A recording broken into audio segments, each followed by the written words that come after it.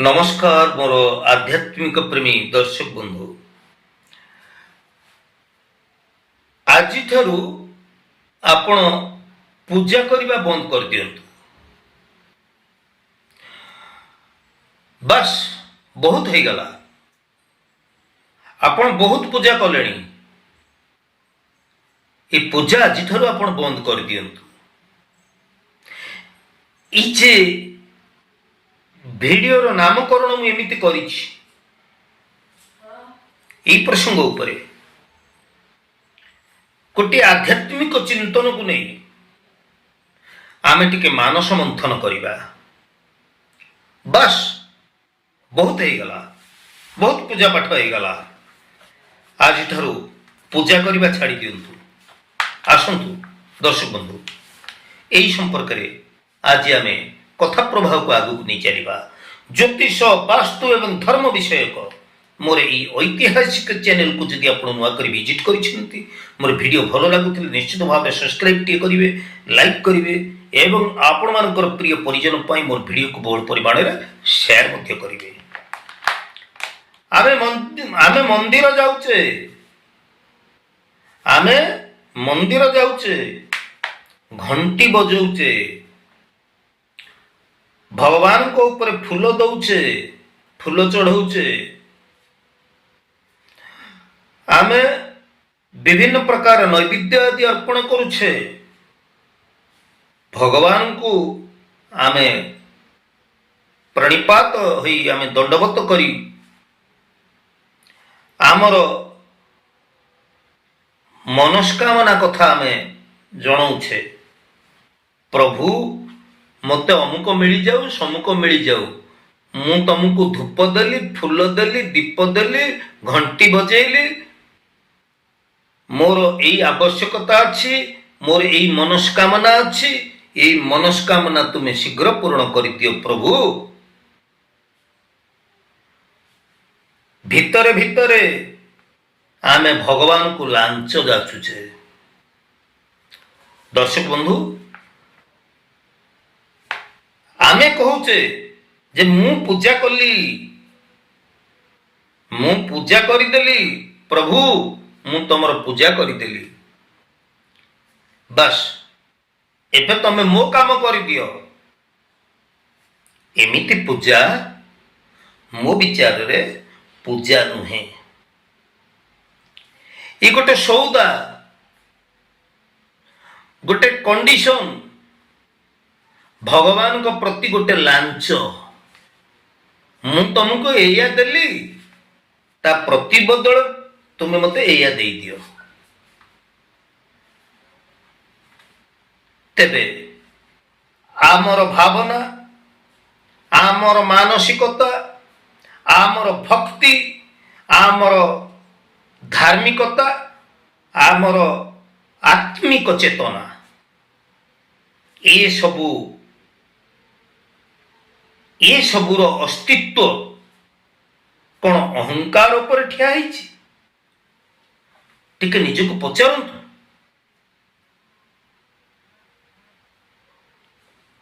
ये सबु कौन आमर अहंकार उपर रहिछि? आम परंपरा रे पूजा को आमे बहुत महत्वपूर्ण बोली भाबू। बहुत महत्वपूर्ण खाली भाबू ना, ये महत्वपूर्ण करी दिया जाइछि। आमे पिला दिनु देखि आसीचे, आम बापा, आम जेजे बापा, तांको बापा समस्ते पूजा करुथिले, ठाकुर मंदिर को जाउथिले, फूल दउथिले, दीप दउथिले, धूप दउथिले, भोगराग करुथिले, ठाकुर गोड़ तले पड़ुथिले, मुंडिया मारुथिले। ए परंपरा को आमे देखि आसीचे। पूजार महत्व को, पूजा आम पई बहुत बड़ गुरुत्वपूर्ण कथा हो जाइछि, कारण आम पिला दिन देखि आसीचे। आमे मध्य सेही पथरे पथिक, आमे मध्य सेमती समान ढंग रे सेही परंपरा को बजाय रखी आज आमे पूजा करी आसुचे। तेबे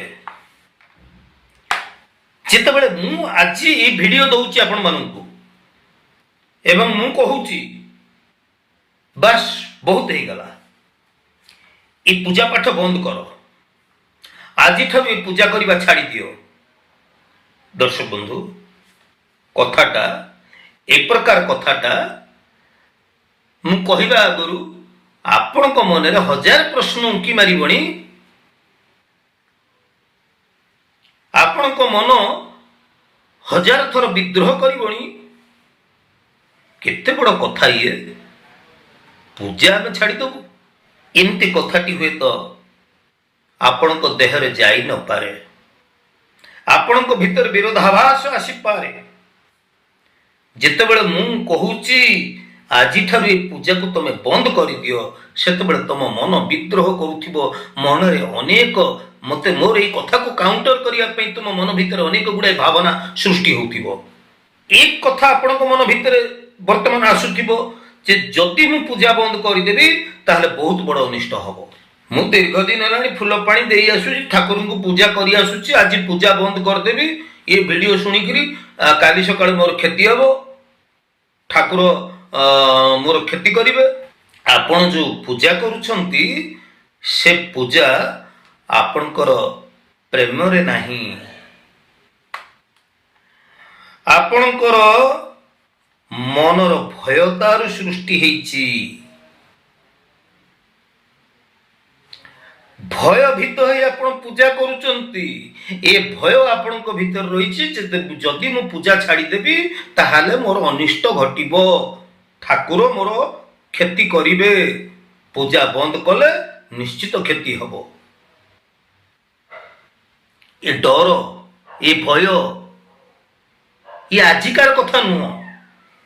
ଆମ ପିଲାଦିନରୁ ଆମ ମନ ଭିତରେ ପୁରେଇ ଦିଆଯାଇଛି ଏ ପ୍ରକାର ଭୟ ଯେ ପୂଜା ବନ୍ଦ କରିବନି, ପୂଜା ବନ୍ଦ କଲେ ବହୁତ ବଡ଼ କ୍ଷତି ହେବ, ବହୁତ ବଡ଼ ଅନିଷ୍ଟ ହେବ।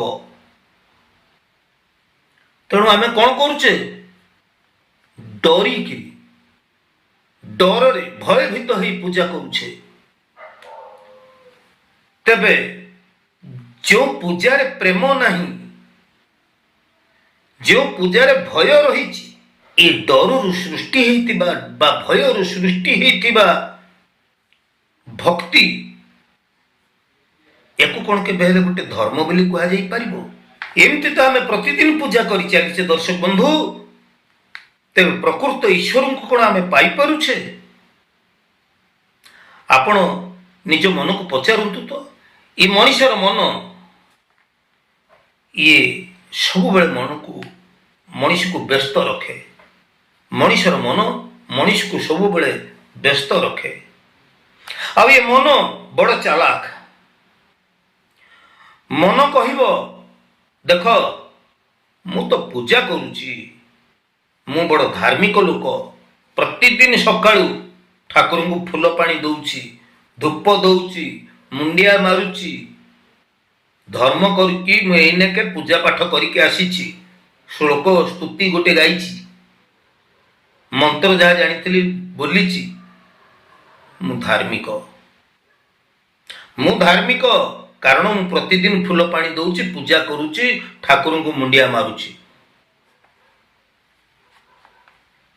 ଘରକୁ ଫେରିକିରି ପୂଜା ତ କଲି, ଠିକ ଅଛି, ଫୁଲ ପାଣି ଦେଇଛି, ପୂଜା କରିଛି, ମୁଣ୍ଡିଆ ମାରିଛି, ଠିକ ଅଛି। ଘରକୁ ଫେରିକି ସ୍ତ୍ରୀ ଉପରେ ପାଟିତୁଣ୍ଡ, ବଜାରରେ ମିଛ କହିବା, କିଏ ଲାଞ୍ଚ ଯାଚିଲେ ଚୁପ୍ କରି ଲାଞ୍ଚ ନେଇ ପକେଟରେ ଭର୍ତ୍ତି କରିଦବା। କିନ୍ତୁ ଉପରକୁ କହିବା ଯେ ମୁଁ ବଡ଼ ଧାର୍ମିକ, ମୁଁ ପୂଜା କରିଛି, ଫୁଲ ପାଣି ଦେଇଛି, ସବୁଦିନ ପୂଜା କରୁଛି, ମୁଣ୍ଡରେ ଚନ୍ଦନ ଚିତା ଲଗେଇଛି। ଏହା କେବଳ ଆତ୍ମଧୋକା ନୁହେଁ କି? ଦର୍ଶକ ବନ୍ଧୁ, କ'ଣ ଭାବୁଛନ୍ତି ଆପଣ? ଏଇଥିପାଇଁ ମୁଁ କହୁଛି ଆପଣ ପୂଜା ଛାଡ଼ି ଦିଅନ୍ତୁ, ନିଜ ଭିତରକୁ ପ୍ରବେଶ କରନ୍ତୁ। କାରଣ ଅସଲି ପୂଜା ଏ ଭିତରେ ହୁଏ, ଅସଲି ପୂଜା ଏ ଭିତରେ ହୁଏ। ଯେଉଁଠି ନା ଥାଏ ମନ୍ଦିର, ନା ଥାଏ ମୂର୍ତ୍ତି, ନା ସେଠି ଥାଏ ପୂଜାରୀ, ନା ସେଠି ଥାଏ କିଛି ମନ୍ତ୍ର, ନା ସେଠି ଥାଏ କିଛି ବିଧିବିଧାନ। ଏ ଭିତରେ ପୂଜା, ଅସଲ ପୂଜା ଏ ଭିତରେ ଥାଏ କେବଳ ସଚେତନତା ଆଉ ସାକ୍ଷିତ୍ୱର ଭାବନା। ଆପଣ ଯେତେବେଳେ ଶୋଇବାକୁ ଯାଆନ୍ତି ସେତେବେଳେ କ'ଣ କରନ୍ତି? ବେଡ୍ ଉପରକୁ ଯେତେବେଳେ ଶୋଇବାକୁ ଯାଆନ୍ତି ଆପଣ କ'ଣ କରନ୍ତି? ଆପଣ ବେଡ୍ଟିକୁ ଟିକେ ସଜାଡ଼ି ନିଅନ୍ତି, ବାସ୍ ତକିଆଟି ଆଣି ପକେଇ ଦିଅନ୍ତି। ତକିଆ ଉପରେ ଏତେ ଆପଣଙ୍କର ଧ୍ୟାନ ନଥାଏ, ତକିଆ ଉପରେ ଶୋଇଯାଆନ୍ତି। ବାସ୍ ତକିଆ ସାଙ୍ଗରେ ଆପଣଙ୍କର କିଛି କଥାବାର୍ତ୍ତା ହୁଏ କି? ନା, ବରଂ ବେଡସିଟ୍ଟାକୁ କେମିତି ସଜେଇଦେବା, ଏ କରିଦେବା, ଏସବୁ ପ୍ରତି ଆପଣଙ୍କର ଟିକେ ଧ୍ୟାନ ରହିବ, କିନ୍ତୁ ତକିଆଟା ଉପରେ ଆପଣଙ୍କର ଏତେ ଧ୍ୟାନ ନଥାଏ। ତକିଆଟାକୁ ନେଇ ଆସନ୍ତି, ପକେଇ ଦେଇ ତାପରେ ଶୋଇଯାଆନ୍ତି। ବାସ୍ ନିଦ ଆପେ ଆପେ ଆସିଯାଏ। ତେବେ ଏଠି ପୂଜା ନାହିଁ, ଏଠି ଘଣ୍ଟି ନାହିଁ, ଏଠି ମନ୍ତ୍ର ନାହିଁ, ଏଠି କିଛି ବିଧିବିଧାନ ନାହିଁ। କେବଳ ତକିଆ ଉପରେ ତୁମେ ଶୋଇପଡ଼, ବାସ୍ ନିଦ ଆପେ ଆପେ ଆସିଯାଏ। କାରଣ ଆମ ନିଦ ଆମ ଆଦେଶରେ ଆସେ ନାହିଁ, କାରଣ ଆମେ ନିଦ ଉପରେ ମାଲିକ ନୁହଁ। ନିଦ ଆପେ ଆପେ ଆସିଯାଏ। ଠିକ୍ ସେମିତି ପରମାତ୍ମାକୁ ଆମେ ଆଦେଶ ଦେଇପାରିବା ନାହିଁ, କାରଣ ସେ ହେଉଛି ମାଲିକ। କେବଳ ଆମେ ନିଜକୁ ପ୍ରସ୍ତୁତ କରିପାରିବା, ଆମେ ନିଜକୁ ପ୍ରସ୍ତୁତ କରିପାରିବା ପରମାତ୍ମାକୁ ଆସିବା ପାଇଁ। ଏ ହୃଦୟ ଭିତରକୁ ଆମେ ନିଜକୁ କେବଳ ପ୍ରସ୍ତୁତ କରିପାରିବା, ସେଥିପାଇଁ ଯୋଗ୍ୟତା ହାସଲ କରିବା। ଇଏ ହେଉଛି ପ୍ରକୃତ ପୂଜା। ତେବେ ପଞ୍ଚସଖା ଯୁଗର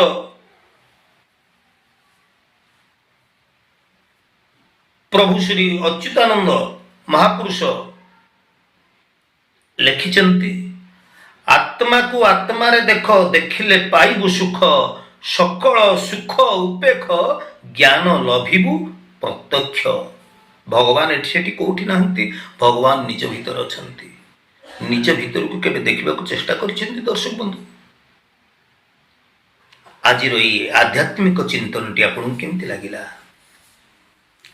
ନିଶ୍ଚିତ ଭାବରେ ଆପଣଙ୍କର ସୁଚିନ୍ତିତ ମତାମତ ଅପେକ୍ଷାରେ ରହୁଛି। ମୁଁ ଜ୍ୟୋତିର୍ବିଦ ପଣ୍ଡିତ ସୁଧୀର।